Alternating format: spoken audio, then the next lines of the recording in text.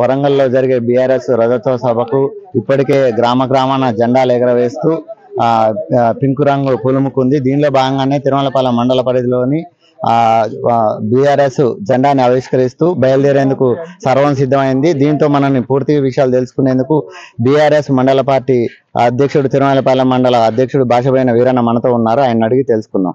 Sir నమస్తే. Sir అంటే vehicles ఎలా ఎన్ని పెట్టారు, ఎంతమంది జనం?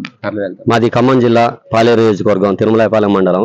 నేను జల్లేపల్లి గ్రామ నివాసిని. మా మండలం నుంచి గౌరవ తెలంగాణ తొలి ముఖ్యమంత్రి వర్యులు అలాగే బీఆర్ఎస్ పార్టీ అధ్యక్షులు కేసీఆర్ గారి ఆదేశాలతో, అలాగే మా జిల్లా పార్టీ అధ్యక్షులు తాత మధుసూదన్ గారి ఆదేశాలతో, అలాగే మా స్థానిక మాజీ ఎమ్మెల్యే గారు మా పాలేరు ఇన్ఛార్జి శ్రీ కందాలు ఉపేందర్ రెడ్డి గారి ఆదేశాలతో మా మండలం నుంచి ఇప్పటికీ 60 బస్సులు పెట్టినాం. అలాగే డీసీఎంలు, టాటా ఏసీలు, ఎవరికి అవకాశం ఉన్న వరకు వాళ్ళు బస్సులలో ఆటోలలో వెహికల్ వెళ్తారు. మేము సుమారు 5,000 నుంచి మా మండలం నుంచి 5,000 జనానికి తగ్గకుండా తీసుకెళ్తాను. ఇంకా జనం ఉత్సాహంగా వస్తానని మాకు వెహికల్ పెట్టండి, మాకు కేసీఆర్ గారిని చూడాలి, తెలంగాణ రాష్ట్రాన్ని మళ్ళీ ఒకసారి మేము గెలిపిస్తాం, తెలంగాణ గెలిపిస్తాను ఉద్దేశంతో అందరూ జనం సంతోషంగా ముందు పడతారు. కానీ వెహికల్ సదుపాయాలు లేక ఇప్పటికీ ఒక 60 బస్సులు, అలాగే ఒక 10 డీసీఎంలు, 15-20 కార్లు, అలాగే 2 వీలర్ల మీద యువకులు 2 వీలర్ల మీద కూడా వస్తారు.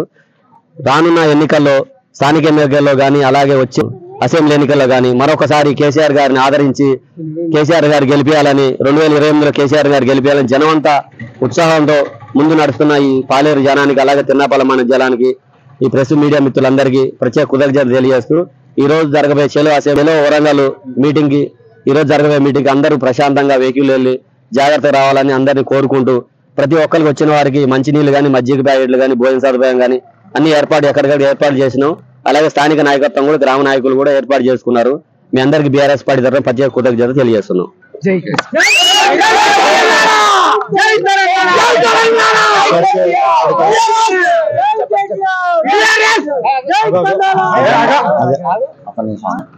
ఇప్పటికే అంటే జనాలంతా ఎగరేసి జాగ్రత్తగా సభకు తరలి వెళ్లాలని వీరన్న తెలిపారు. అలాగే మరికొద్ది గంటల్లో కేసీఆర్ గారిని సభని వినేందుకు వేలాది మందిగా తరలి వెళ్లడంతో పాటు ఇంటి దగ్గర ఉన్న వాళ్ళు కూడా టీవీలలో వీక్షించేందుకు సిద్ధంగా ఉన్నారంటూ వాళ్ళు ఆనందం వ్యక్తం చేస్తున్నారు. అలాగే కార్యకర్త నాయకులు అలాగే ప్రజలు కూడా తరలి వెళ్లేందుకు వెహికల్ కూడా సరిపోవట్లేదు. వాళ్ళకు తోచిన దాంట్లో డీసీఎంలు, బస్సులు, వాళ్ళకు అరేంజ్ అయిన వాహనాలలో వాళ్ళు వస్తున్నారని భాషపైన వీరన్న మండల కెమెరామెన్ నారాజుతో వెంకన్న, క్యూన్యూస్ పాలేరు.